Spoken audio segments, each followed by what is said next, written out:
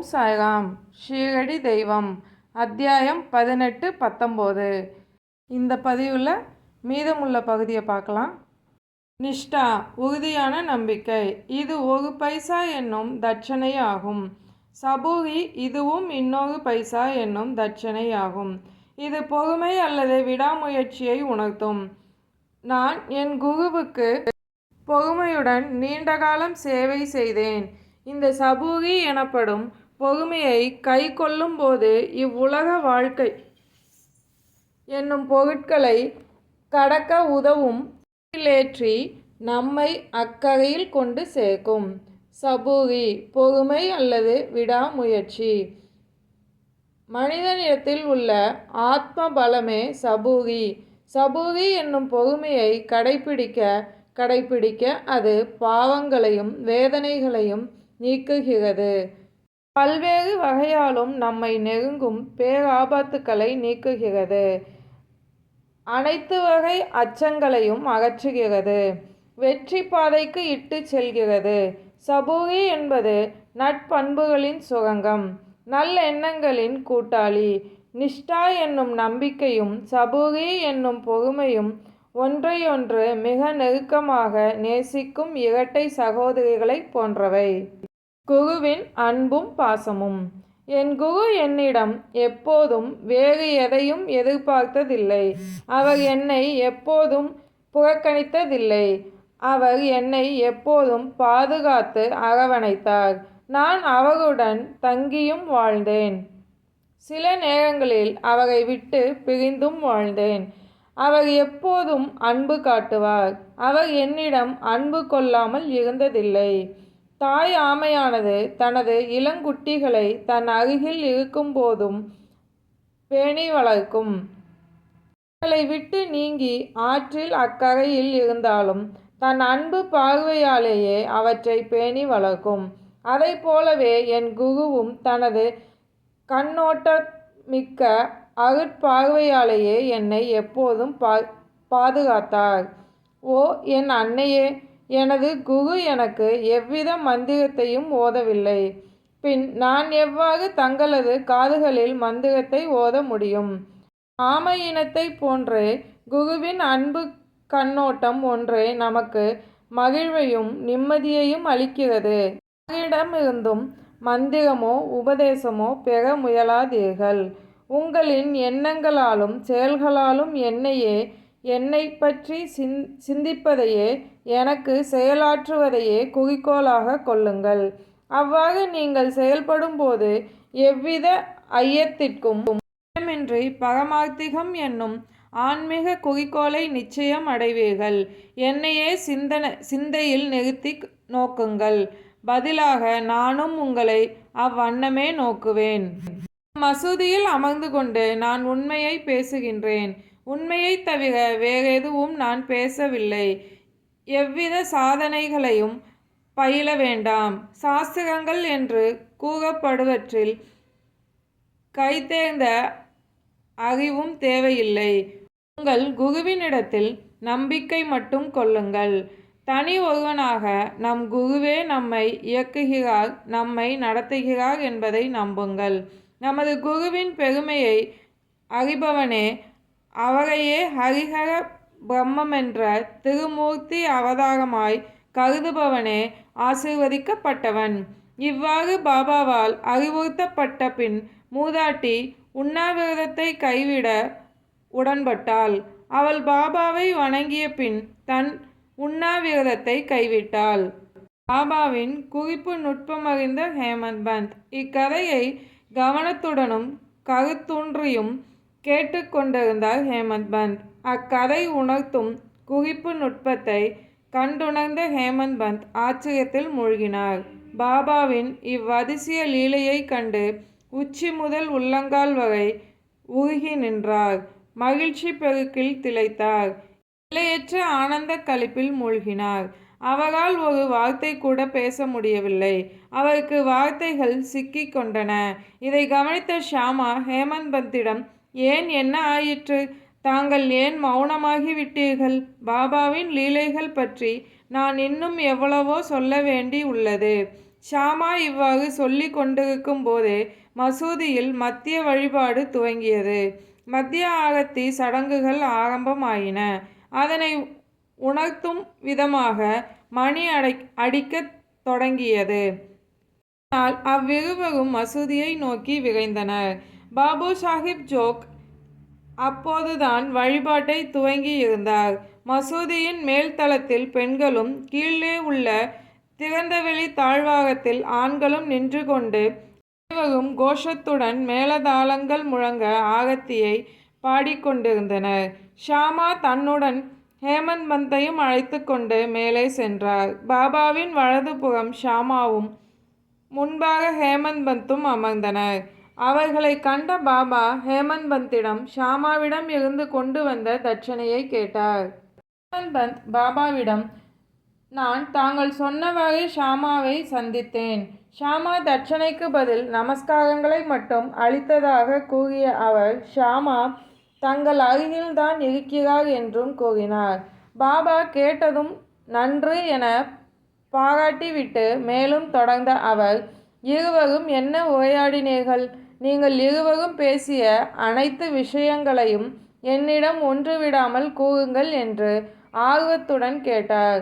அதை ஆவலாய் கேட்பதற்கு தான் அமர்ந்திருந்த திண்டை விட்டு நீங்கி முன்னால் சாய்ந்து கொண்டார். ஹேமந்த் பந்த் ஷாமாவுடன் உரையாடியவற்றை சொல்லத் தொடங்கினார். நாங்கள் உரையாடியவை அனைத்தும் எனக்கு மகிழ்ச்சியை அளிக்கின்றன. ஷாமா சொன்ன மூதாட்டியின் கதை மிக மிக அற்புதமாக இருந்தது. அக்கதையை கேட்ட அத்தருணத்தில் பாபாவின் லீலைகள் விவரிக்க இயலாதது என்பதை உணர்ந்தேன். கதையின் ரூபத்தில் என்னை தாங்கள் ஆசீர்வதித்து இருப்பதை உணர்ந்தேன். பாபா, அதற்கு கதை அற்புதமானதுதான். ஆனால் தாங்கள் எவ்வாறு ஆசீர்வதிக்கப்பட்டீர்கள்? நான் இதை பற்றி உங்களிடமிருந்து விளக்கமாக அறிந்து கொள்ள விரும்புகிறேன். அதை குறித்து தாங்கள் கருதுபவற்றை என்னிடம் விளக்கமாக கூறுங்கள் என்றார் பாபா. உடனே ஹேமந்த் பந்த் ஷாமாவிடம் இருந்து தான் கேட்ட கதையினையும் அக்கதை தன் நெஞ்சில் முத்திரையாய் பதிந்ததையும் பாபாவிடம் எடுத்து கூறினார். அதை கேட்டதும் பாபா மகிழ்ச்சியுற்றார். மேலும் அவரிடம் இக்கதை மூலம் உணர்த்தும் குறிப்பு நுட்பத்தை பிடித்து கொண்டீரா என்றார். அதற்கு ஹேமந்த் பந்த், ஆமாம் பாபா, என் மனதில் நிலை கொண்டிருந்த பதைபதைப்பு மறைந்து போனது. எனக்கு உண்மையான சாந்தியும் அமைதியும் கிடைத்தது. எனக்கு உண்மையான வழியானது புலப்பட்டது. அவ்வழியை நான் அறிந்து கொண்டேன் என்றார். அதை கேட்டு பாபா பின்வருமாறு உரைத்தார். பாபா காட்டிய ஆத்ம ஞானமடையும் வழிகள். எனது நிகழ்முறை தனித்தன்மை வாய்ந்தது. இக்கதையை நன்றாக நினைவுபடுத்தி கொள்ளுங்கள். அது மிகவும் பயனுள்ளதாய் இருக்கும். ஆத்ம ஞானம் அடைய தியானம் இன்றியமையாதது. தியானத்தை பயிற்சிக்க நம் எண்ணங்கள் அமைதிப்படும். பற்றற்ற நிலையில் இருந்து கொண்டு அனைத்து உயிர்களிலும் பரவி நிற்கும் ஆண்டவனை தியானியுங்கள். நம் மனம் ஒருநிலைப்பட நாம் நம் குறிக்கோளை எட்டுவோம். ஆத்ம ஞானம் என்னும் பண்பே இங்கு திருவுருவாய் நின்றது என்பதை உணர்தல் வேண்டும். அனைத்து உணர்வுகளின் திரட்சியும் பேரானந்தமுமாகிய எனது உருவமற்ற தன்மையை எண்ணி தியானம் செய்ய பழகுங்கள். இம்முறையில் தியானம் பழகுவது கடினமாக இருந்தால் இவ்விடத்தில் நீங்கள் இரவும் பகலும் காண்பதைப் போன்ற உச்சி முதல் உள்ளங்கால் வரையிலான எனது ரூபத்தை மனதில் நிறுத்தி தியானியுங்கள். இதை நீங்கள் தொடர்ந்து பயில உங்களின் எண்ணங்கள் ஒருமுகமாகி ஒரே இலக்கை நோக்கி குவிக்கப்படும். இதன் மூலம் தியானிப்பவர், தியானம், தியானிக்கப்படும் பொருள் என்னும் இவற்றின் வேறுபாடு மறைந்துவிடும். இறுதியாக தியானம் புரிபவர்கள் உச்சமாய் நிற்கும் உணர்வு திரளுடன் ஒன்றி பிரம்மத்துடன் இணைந்து ஐக்கியமாகி விடுவார்கள். தாய் ஆமையானது நதியின் ஒரு கரையிலும் அதன் குட்டிகள் மறு கரையிலும் இருக்கின்றன. அக்குட்டிகளுக்கு அந்த தாய் ஆமையானது உணவு என பாலோ வேறு எதுவோ புகட்டுவதில்லை. அக்குஞ்சுகளுக்கு உஷ்ணமும் அளிப்பதில்லை. அத்தாய் ஆமையின் கண்ணோட்டம் ஒன்றே அக்குஞ்சுகளை வளர்க்கிறது. குட்டிகளும் தமது தாயாரை நினைவில் வைத்திருப்பதை தவிர வேறு எதனையும் செய்வதில்லை. தாய் ஆமைகளின் கண்ணோட்டமானது தன் குட்டிகளுக்கு காலூன்றி பெய்யும் அமுதமழையாகவும் அவற்றின் மகிழ்ச்சிக்கு ஒரு தோற்றுவாயாகவும் இருக்கிறது. குருவுக்கும் சீடர்களுக்கும் உள்ள தொடர்பும் இத்தகையதுதான் என பாபா தன் தன்னிகரான அமுதமொழிகளை உதித்தார். பாபா இம்மொழிகளை உகுத்து முடித்ததும் ஆரத்தி கோஷ்டி கானம் முடிவுற்றது. அனைவரும் ஒருங்கிணைந்த ஒரே குரலில் சச்சிதானந்த சொரூபியாய் இருக்கின்ற சத்குரு சாய்நாத் மகாராஜுக்கு ஜெய் என்று கூறினார்கள். நாமும் அவ்விடத்தில் இருப்பதாக எண்ணிக்கொண்டு மசூதியின் கூட்டத்துடன் இணைந்து ஜெய ஜெய கோஷத்தில் அவர்களுடன் பங்கு கொள்வோம். ஸ்ரீ சச்சிதானந்த சத்குரு சாய்நாத் மகாராஜ் கி ஜெய். ஆரத்தி சடங்கு முடிவடைந்த பின்னர் பிரசாதம் விநியோகிக்கப்பட்டது. வழக்கம் போல பாபு சாஹிப் ஜோக் பாபாவை வணங்கிய பின் கை நிறைய கற்கண்டை பாபாவின் கை நிறைய அளித்தார். பாபா கற்கண்டை ஹேமந்த் பந்தின் கைகளில் திணித்தபடி அவரிடம், இக்கதையை தாங்கள் உள்ளத்தில் இருத்திக் கொள்வீர்களானால் தங்களின் வாழ்க்கையும் இக்கற்கண்டை போல இனிமை நிறைந்ததாய் இருக்கும். உங்களின் விருப்பங்கள் அனைத்தும் நிறைவேற்றப்படும். நீங்கள் எப்போதும் மகிழ்ச்சியுடன் இருப்பீர்கள் என்று கூறினார். உடனே ஹேமந்த் பந்த் பாபாவை பணிந்து வணங்கினார். இவ்விதமே எனக்கு அனுகூலம் செய்து என்னை ஆசீர்வதித்து எந்நாளும் காப்பாற்றுங்கள் என்று பணிவுடன் கேட்டுக்கொண்டார். பாபா அவரிடம் இக்கதையை கேட்டு நன்குணர்ந்து அதன்படி தியானித்து இக்கதை விளக்கும் உட்கருத்தை கிரகித்து கொள்ளுங்கள். அப்போது தங்களின் அகத்திலிருந்து தாமே தம் உருவை வெளிப்படுத்தி காட்டுகின்ற ஆண்டவரை எப்போதும் நினைவில் கொண்டு தியானித்து கொண்டிருப்பீர்கள் என்று பதிலளித்தார். அதுபோல பக்தர்களாகிய நாமும் ஹேமந்த் பந்த் கற்கண்டு பிரசாதத்தை பெற்றதைப் போல இக்கதை உணர்த்தும் அமிர்த பிரசாதத்தை பெறுவோம். அவ்வமுதத்தை நாம் உள்ளம் நிறைவடையும் வரை பருகுவோம். அதையே தியானிப்போம். பாபாவின் அருளால் வலிமை பெற்றவர்களாக மகிழ்ச்சி நிறைந்தவர்களாக இருப்போம். பாபாவின் வாழ்வியல் தத்துவங்கள். பின்வரும் பாபாவின் மொழிகள் அனைவருக்கும் பொதுவானவை. விலை மதிக்க முடியாத நவமணிகள் போன்றவை. அவற்றை எப்போதும் மனதில் நிறுத்தி செயல்படுவோமேயானால் நமக்கு பல நன்மைகளை அளிக்கும். நாம் உறவு தொடர்போ நட்பு தொடர்போ இல்லாவிடில் நாம் எங்கும் செல்வதில்லை. நம் உறவுகளும் நட்புகளும் மட்டும் நாம் பேண வேண்டியவர்கள் இல்லை. ஏதேனும் ஜீவராசிகளோ நமக்கு தொடர்பில்லாத வேற்று மனிதர்களோ நம்மிடம் வர நேர்ந்தால் அவர்களை நாம் மனித நேயமின்றி விரட்டுதல் கூடாது. அவர்களை வரவேற்று உபசரித்து அன்புடன் நடத்துங்கள். தாகமாய் இருப்போருக்கு தண்ணீர் கொடுங்கள். பசியாய் இருப்போருக்கு உணவளியுங்கள். ஆடை வேண்டுவோருக்கு ஆடை அளியுங்கள். உட்காருவதற்கும் இளைப்பாறுவதற்கும் உங்களின் திண்ணையில் இடம் தாருங்கள். ஆனால் ஸ்ரீஹரி ஆனவர் நிச்சயம் மகிழ்வார். யாராவது உங்களிடம் பணம் கேட்டு உங்களுக்கு கொடுக்க மனமில்லை என்றால் கொடுக்காதீர்கள். கொடுக்காவிட்டாலும் பரவாயில்லை. அவர்களை பார்த்து நாயை போல குறைத்து அவர்களின் மனதை புண்படுத்த வேண்டாம். யாரேனும் உங்களை எதிர்த்து பல 100 விஷயங்களை கூறட்டும். அதனால் மனம் கசிந்து அவர்களுக்கு சீற்றம் கொண்டு பதில் அளிக்காதீர்கள். இத்தகைய விஷயங்களை பெரிதுபடுத்தாது சகித்து கொள்ள பழகி கொள்வீர்கள். ஆனால் நாம் நம் வாழ்வில் மகிழ்ச்சியை காணலாம். உலகமே தலைகீழாக மாறினாலும் நீங்கள் இருந்த நிலையிலேயே இருங்கள். உங்கள் இருப்பிடத்தில் இருந்து கொண்டே அனைத்தையும் உங்கள் முன் கடந்து செல்லும் காட்சியாக அமைதியுடன் கவனித்து கொண்டிருங்கள்.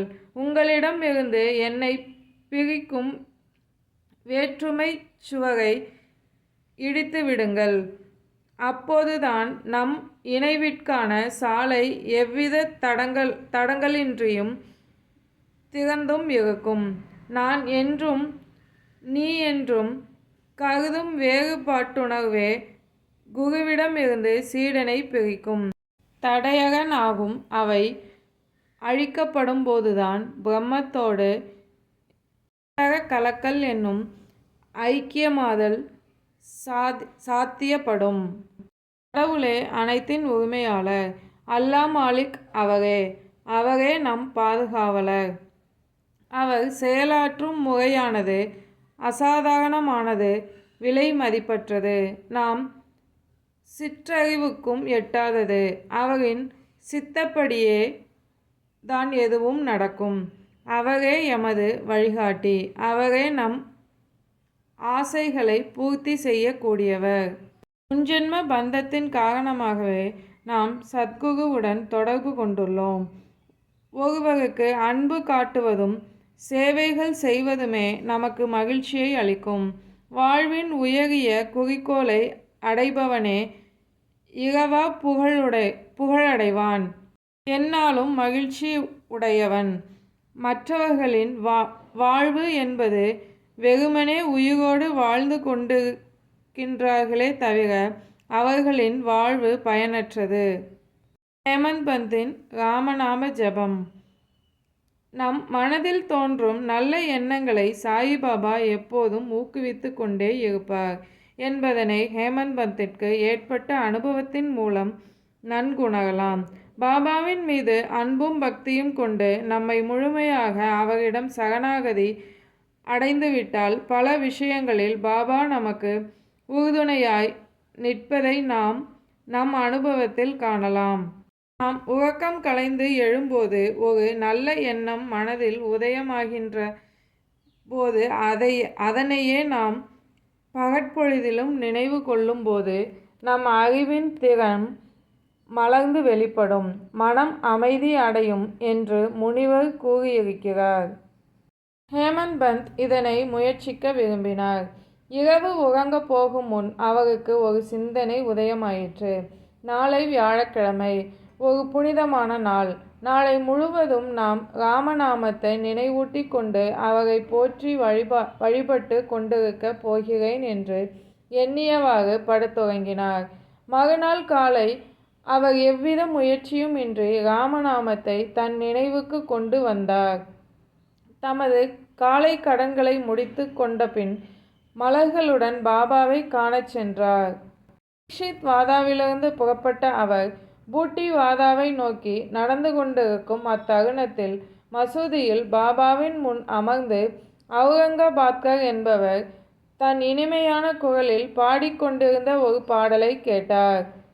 அப்பாடல் ஏக்நாத் என்பவர் எழுதிய கிருபாஜன் பயோ மேரே பாயி என்ற பாடலாகும்.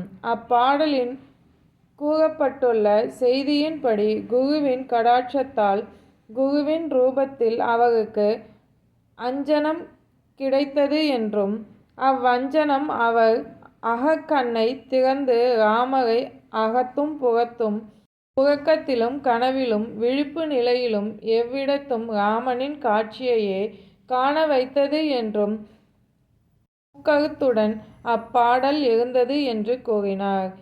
எவ்வளவோ பக்தி பாடல்கள் இருந்தும் பாபாவின் பக்தரான அவுரங்காபாத்கரினால் இப்பாடல் ஏன் தேர்ந்தெடுக்கப்பட வேண்டும் என்பதை சிந்தித்த ஹேமந்த் பந்த் அல்லும் பகலும் ராமநாமத்தையே பாட வேண்டும் என்ற ஹேமந்த் பந்தின் தீர்மானத்திற்கு மேலும் ஊக்கமளிக்க வேண்டும் என பாபா எண்ணியது போல் இந்நிகழ்வு பொருத்தமாக அமைந்துள்ளது. நெறிப்படுத்தும் பாபாவின் அறிவுரைகள். நேரம், காலம் என எதையும் பொருட்படுத்தாமல் பாபா முடிந்த வகையில் எல்லாம் தன் பக்தர்களுக்கு அறிவுரை கூறிக்கொண்டே இருப்பார். வாய்ப்பு கிட்டும் போதெல்லாம் பாபா அறிவுரை வழங்க தவறியதில்லை. ஒருமுறை பாபாவின் பக்தன் ஒருவன் வேறொருவரை அவர் அறியாதவாறு புறம் சொல்லி பல ஜனங்களின் முன்னிலையில் அருவருப்பு அடையும்படியாக தகாத வார்த்தைகளால் பழித்து பேசினான். அவர் தன் சகோதரருக்கு செய்த நன்மைகளை கருத்தில் கொள்ளாமல் திட்டிக் கொண்டிருந்தான். தேவையின்றி மற்றவர்களை புறங்கூறுவது மக்களின் ஒரு மனப்பாங்காகவே இருப்பதை நாம் நம் அன்றாட வாழ்வில் கண்டு வருகிறோம். புறங்கூறுதல் பற்றி முனிவர்களின் கோணத்திலிருந்து நாம் காண்போம். புற அழுக்கை நீக்குவதற்குரிய உபகரணங்கள் மண், சோப்பு, நீர் உள்ளிட்டவை. ஆனால் ஒருவரை பற்றி புறங்கூற பேசுபவனின் நிலை என்ன ஆகிறது என்றால், மற்றவர்களின் அழுக்கை தன் நாவினாலேயே அகற்றுகிறான், பழித்து பேசுவதன் மூலம். அவ்வாறு அவன் புறம் கூறி ஒருவரை திட்டும்போது திட்டப்படுபவருக்கே அவரது அழுக்குகள் நீங்க உதவுகிறான் என்றே கொள்ள வேண்டும். இச்செயல் புரிந்ததற்காக அவனுக்கு நன்றி செலுத்த வேண்டும். புறங்கூறுபவனை திருத்த பாபா ஒரு தனி வழியை பயன்படுத்தினார். பாபா புறங்கூறியவனை வெண்டித் தோட்டத்தின் அருகில் பார்த்தார். அப்போது அவனை அழைத்து மலம் உண்டு கொண்டிருக்கும் ஒரு பன்றியை காண்பித்து, அங்கே பார், அந்த பன்றி சுவையும் மணமும் மிக்கதாக எண்ணி மலத்தை பேராவலுடன் விழுங்கிக் கொண்டிருக்கிறது. நீ மற்றவனை புறம் கூறி திட்டும் அச்செய்கையும் இது போன்றதுதான். உன் தோழர்களை நீ எப்போதும் மனதாக திட்டிக் கொண்டே இருக்கிறாய். நீ செய்த பல்வேறு நல்வினை பயன்களின் காரணமாக மனிதனாக பிறந்திருக்கிறாய். நீ இவ்வாறு முறையின்றி பேசினால் ஷீரடி உனக்கு எவ்விதத்திலாவது உதவுமா என்று கேட்டு அவனுக்கு நல்லுரை புகட்டினார். அப்பக்தன் பாபாவின் நல்லுரையை தன் உள்ளத்தில் ஏற்றுக்கொண்டான் என்பதை சொல்ல தேவையில்லை. அவசியம் நேரிடும் போதெல்லாம் பாபா இவ்வாறு அறிவுரைகள் வழங்கி கொண்டே இருந்தார். இவற்றை எல்லாம் நம் சிந்தையில் நிறுத்தி நெறிப்படி நாம் வாழ தலைப்பட்டால் ஆன்மீக லட்சியம் என்பது நெடுந்தொலைவில் இல்லை. என் ஹரி இருந்தால் அவர் என் கட்டிலிலேயே எனக்கு உணவளிப்பார் என்பது ஒரு பழமொழி. உணவுக்கும் உடையுக்குமான தேவைகளுக்கு தான் இப்பழமொழியை உண்மையாக இருக்கலாம். ஆனால் இவற்றை பெறுவது மட்டும் வாழ்க்கையின் நோக்கம் இல்லை. நாம் உண்மையான தேடுதல் ஆன்மீக விஷயங்களில் அவசியம் இருக்க வேண்டும்.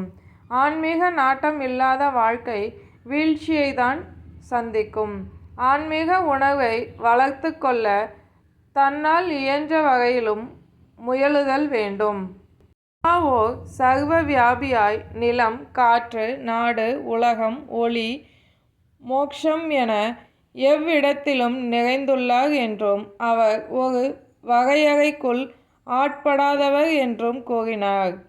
பாபா என்பவர் 3½ முழு உயரம் உடைய உடலில்தான் இருக்கிறார் என எண்ணிக் கொண்டிருப்பவர்களின் தவறான கருத்தை நீக்குதற் பொருட்டாக அவர் இந்த ரூபத்தில் தாமே அவதரித்து கொண்டார் எனவும், ஆனால் உண்மையில் எந்த பக்தனானாலும் பூரணமான ஆத்ம சரணாகதியுடன் அவரையே எண்ணி தியானித்து கொண்டிருப்பவனாயின் அவன் அவருடன் இரண்டற சர்க்கரையும் இனிப்பும் போல, அலையும் கடலும் போல, கண்ணும் ஒளியும் போல முழுமை பெற்ற ஐக்கியத்தை அடைவான்.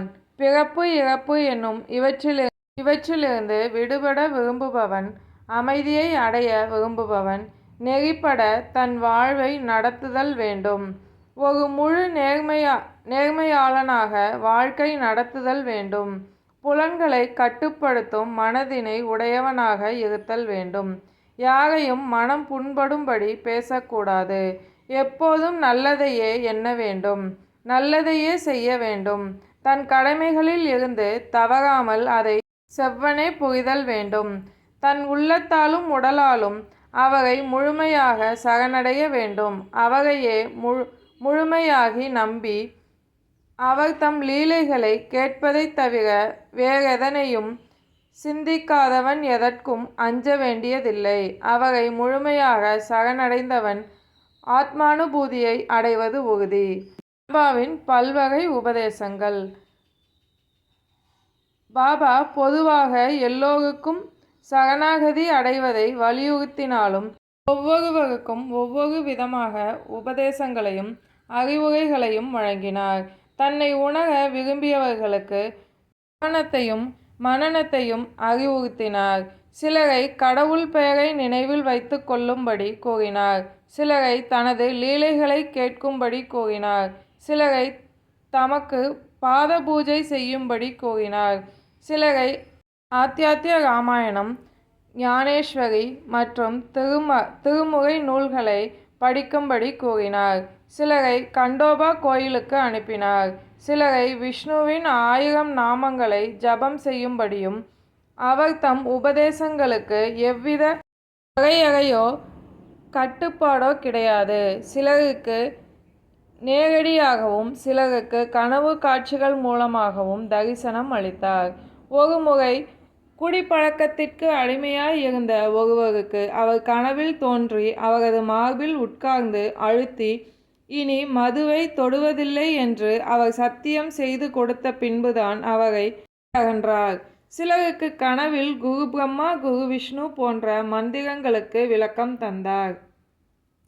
ஹட்யோகம் பயின்ற ஒரு பக்தருக்கு ஹட்யோக பயிற்சிகளை மனதில் நிறுத்தி கொண்டு அமைதியுடன் பொறுமையை கடைபிடிக்க வேண்டும் என்று சொல்லி அனுப்பினார்.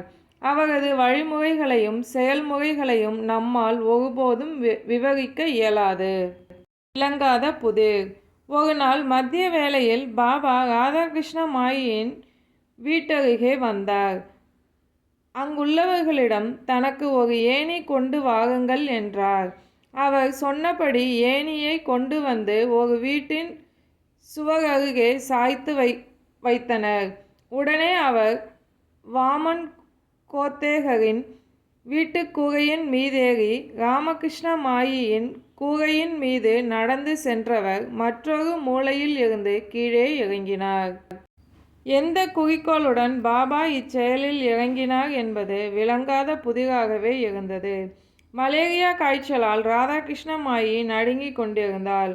அதை விரட்டுவதற்காக அவர் ஏணியில் கூரையின் மீது ஏறி இருக்கலாம் என்றெண்ணினர். பாபா கீழே இறங்கியவுடனே ஏணியை கொண்டு வந்தவர்களுக்கு பாபா 2 ரூபாய் கொடுத்தார். சிலர் தைரியமாக பாபாவை ஏன் இவ்வளவு அதிகமாக கூலி கொடுக்கிறீர்கள் என்றனர். அதற்கு பாபா மற்றவர்களின் உழைப்பை வெறுமையாக கொள்ளக்கூடாது. உழைப்பவனுக்கு அவனுக்கு உரியவற்றை ஒழுங்காகவும் தாராளமாகவும் கொடுக்கப்பட வேண்டும். பாபா அறிவுறுத்தியதன்படி உழைப்பிற்கான கூலி ஒழுங்காகவும் திருப்தியாகவும் அளிக்கப்பட்டால் தொழிலாளர்கள் இன்னும் சிறப்பாக வேலை செய்வார்கள். தொழிலாளர்களும் லாபம் அடைவார்கள், முதலாளிகளும் லாபம் அடைவார்கள். நிறுவனங்களை இழுத்து மூடுவதற்கோ வேலை நிறுத்தங்களுக்கோ இடமில்லை. தொழிலாளி முதலாளி என்ற இவ்விருவருக்கும் மனஸ்தாபங்களும் இல்லை என்றார். ஓம் சாய்ராம். தாயின் வார்த்தைகள் மீது நம்பிக்கை வைப்போம்.